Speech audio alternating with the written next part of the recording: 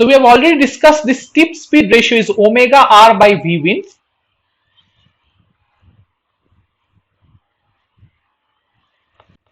So now we have discussed more about the blades. What about the hub area? So wind turbines have their own generator present in the hub along with all the parts. So this hub area for a wind turbine is called the nacelle.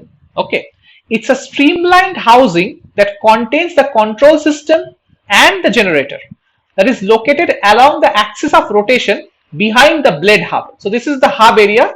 Behind this you have this section which is the nacelle, and interestingly, and you may not know this, the entire generation system from conversion of mechanical power of the wind turbine shaft into electrical power is housed within this hub area which is called the nacelle. Okay, so this nacelle contains several things. Firstly, it contains an anemometer. It's not shown here. I will show you in the next. So here is another picture. This is the anemometer. So this is the hub, the nacelle area. This is the rotor hub. This is the nacelle. It contains an anemometer at the back, which senses the wind speed. Okay, what is the speed of the wind at wind turbine blade section? It contains the vane again at the side, which shows you which determines the wind direction. So the anemometer and the vane gives you the measurement of the wind speed and the wind direction that is blowing at that time on your wind turbine. Okay. Based on that information, there is a control system that uses the wind speed and direction data to orient the turbine towards the wind. So you can think of the wind turbine blades are like this, right? So suppose there are 3 blades like this. Okay, now they work best only when the wind is flowing in this direction. So the axis of the wind turbine and the way it's rotating, the wind has to be perpendicular to the swept area of your blades. Okay, but what if the wind direction changes? Okay, then only a component of the wind is perpendicular to the swept area of the blades. So this wind vane and anemometer gives you both the magnitude and the direction of the wind, and there is a yaw motor drive that rotates that entire wind nacelle and the hub and orients it to face the wind direction. Okay, so that the wind is always perpendicular to the swept area of the blades. Okay, and this is achieved by what is called the yaw drive at the bottom. So there is a kind of a drive at the bottom that can rotate this hub at multiple angles to face the direction of the wind. Okay. Then you have what is called the pitch controller, which controls the orientation of the blade with respect to the incoming wind. Remember what the pitch angle is. Okay, the pitch angle, as we discussed,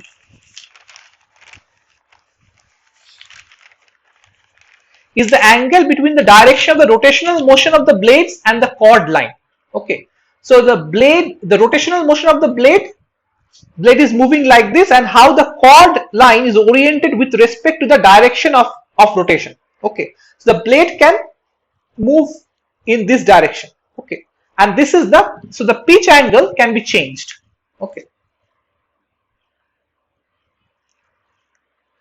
so this gives you the pitch control. The rotation is like this, and that chord line orientation can be changed by this pitch controller, and this helps to change the orientation of the wind turbine blade with respect to the incoming wind, and helps optimize the lift values basically. Okay, then there are a set of brakes at the bottom. This is not shown here. I think a brake is shown somewhere here.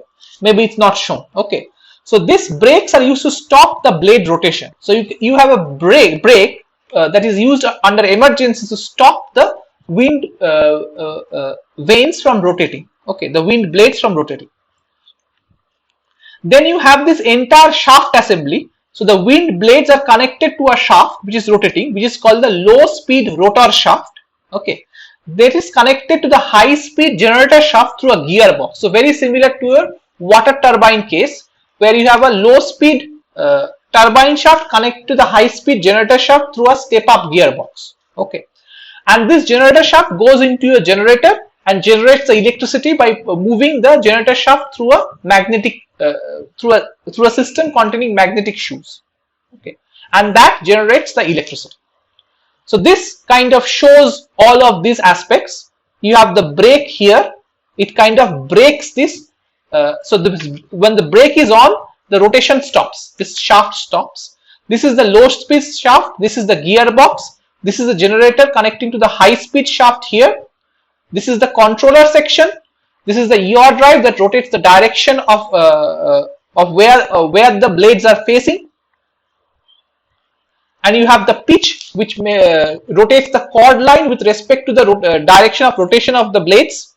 So all of this helps to optimize the wind turbine's performance. Okay. So how do we discuss the wind turbine performance? So with respect to wind turbine performance, there are certain important specific terms. One is called the cut-in speed.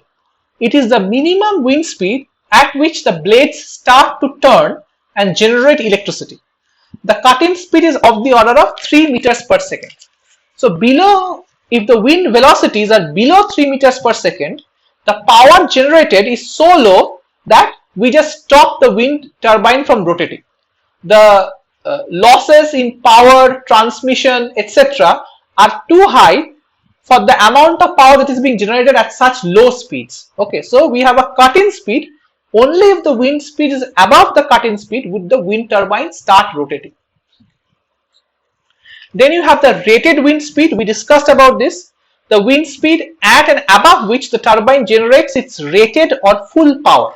Okay, so it's rated at a certain velocity at which it is rotating.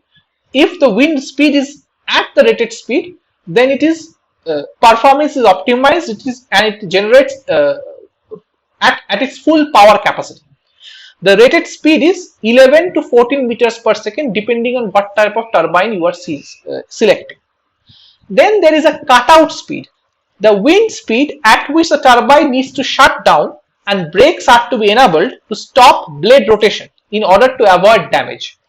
So the idea is, faster the wind is moving, faster will your blades rotate. Okay, and if you increase the rotational speed too much, it causes a lot of frictional stresses, tension and torsional stresses on both the blades and the hub and the tower. Okay, so beyond a certain speed of wind, the stresses become too high that there is a chance of structural failure or burning of the gearboxes, etc.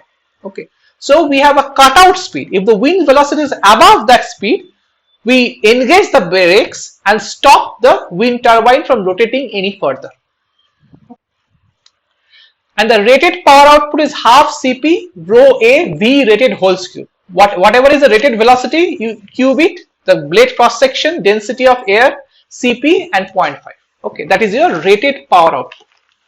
Now there is a important point to be made between the rated and the cutout speed. So suppose a wind turbine is rated at 12 meters per second and its cutout speed is 25 meters per second. Now we are saying that it is generating its maximum or rated power whenever its velocity is at 12 meters per second. So that is fine. What if the wind velocity now is say 16 or 17 meters per second? Will it not generate more power than its rated power? The answer is no. The wind between rated and cutout speeds, the blades rotate at near constant RPM or near constant omega and generates near constant power. So the power kind of peaks at the rated velocity and stays constant till the cutout speeds. Okay, and this is done by reducing the Cp value. So remember this, even if V is increasing above the rated velocity, if Cp is decreasing, then W dot rated can stay constant. And we change the pitch angle so that the angle of attack is changed and the lift force is changed so that the Cp value decreases as soon as the velocity is moving beyond its rated velocity. Why we are doing this? we are doing this primarily to stop overheating and prevent mechanical wear and stresses. Remember, the turbine has a rated velocity because at that performance point with its its optimum omega, minimizing frictional losses, minimize overheated, and it's supposed to work constantly at that velocity only. If the speed increases too much, the frictional wear and tear, the stress related wear and tear becomes too high. So we artificially lower the lift force by changing the pitch angle so that it continues to rotate at that constant rated omega beyond that speed. Now this will have an effect of reducing the efficiency, but that is a trade-off that we are taking. Okay, that is why it is not advisable to go for a, so suppose a location has its average velocity of 13 meters per second. Okay, you should not choose a wind turbine that is rated at 12 meters per second for a location whose average speed is 13 meters per second, because then you are losing out on its efficiency, because the wind turbine is optimized for 12 meters per second and it will only generate power at the 12 meters per second point. Okay, beyond it, even if the velocity is higher. Okay, so we should always choose the wind turbine rating as somewhat higher than the average wind speed. So if it's 12 meters per second average, then we take a 13 meter per second wind turbine. Okay, so that 40% of it is higher and the loss of efficiency is not that great. Okay. Now the rotational rate omega is basically the tip velocity by the total radius r of the wind's place. Okay, and we have defined the tip speed ratio lambda as the tip velocity versus the oncoming wind velocity, right? This is the upstream wind velocity, the tip speed ratio lambda is given by. So the blade rotation rate can also be defined in terms of the tip speed ratio into the wind velocity by r, and this is how we actually find the optimum omega for your case. Okay, so basically the idea is this: there is an optimum tip speed ratio, okay, for a given number of blades, okay, or for a given turbine make. So for a 3-bladed turbine, the optimum tip speed ratio, and this will be given by your manufacturer, varies from 18 to 24 by n. Okay, so suppose your n is always 3, so one manufacturer will give you 18 by 3, so your tip speed ratio optimum is 6. Another may give you 24 by 3, where the optimum tip speed ratio is 8. Okay, similarly you can have 21 by 3, the optimum tip speed ratio can be 7. So the optimum tip speed ratio is given for your specific wind turbine designer. Okay, so you have lambda optimum. Okay, you also know the radius, the blade radius you also know, so this you also know, and you know the average wind velocity, the rated wind velocity, V wind rated. So that will give you your omega, the rotational velocity of your wind turbine. Okay, and that so that way you can evaluate what is your angular speed of the shaft that you are giving. Okay, so the optimum value balances between two slow rotations so that most of the air escapes without hitting the blades, as we discussed, and too large a value where the turbulence created by one blade affects the flow over the next blade. So we discussed there is an optimum value of omega, right, corresponding to the optimum tip speed ratio at which you get an efficiency peak. So that way you can choose your optimum omega. Okay, and we will do one example to show this effect later. Okay, another point here is the CP value depends on the tip speed ratio, the lambda. So there is a CP versus lambda curve for various pitch angle values theta. So this is one pitch angle theta that we are discussing. So for a given pitch angle, you have multiple CP versus lambda curves. So you can see multiple CPs here. Okay, and the idea then is that your suppose your lambda optimum is 8. Okay, for your blade. Okay, so for that given pitch angle, then your CP value is 0.45, the maximum CP that you can get. Okay, so the optimum tip velocity is 8 into wind, V wind, right? Because lambda optimum is basically V tip by V wind. Okay, if the blade radius is r, then the optimum angular velocity will be omega optimum is v tip optimum by r, or 8 v wind by r. So thus, till the wind speed is below the rated wind speed, the angular velocity of the blade is varied so that the above relationship holds to maximize the power coefficient.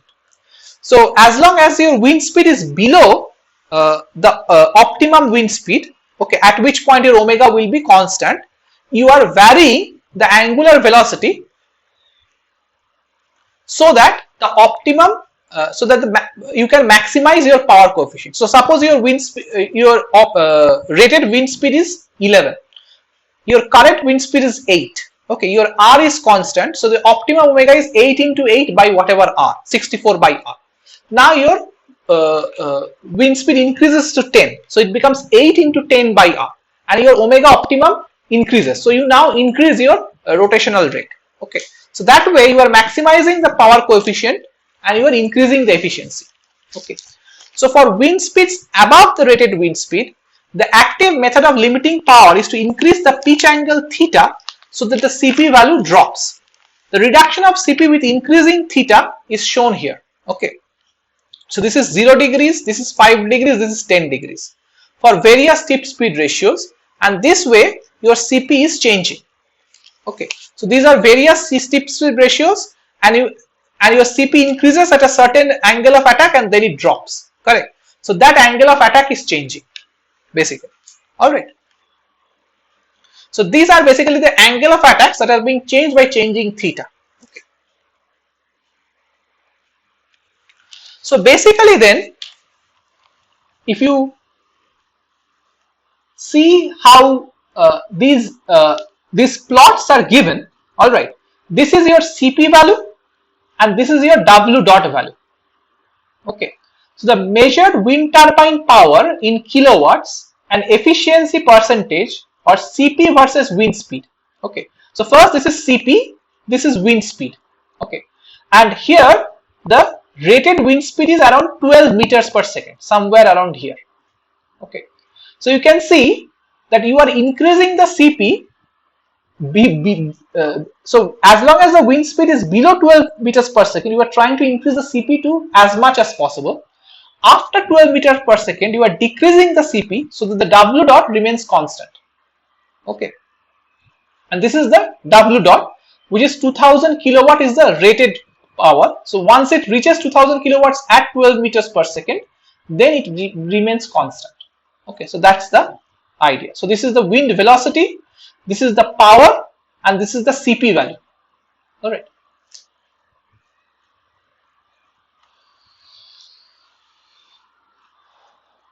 And these are basically examples of various turbine types. Okay, so these are GE 1.5 SLE, Vestas V90, Vestas V110, Siemens SWT. These are basically technical names. The rated powers are given. This is 1.5 megawatt wind turbine, this is 3 megawatt wind turbine, this is 2 megawatt wind turbine, and this is 2.3 megawatt wind turbine. The rated velocities are also given: 14 meters per second, 15 meters per second, 10 meters per second, 12 meters per second.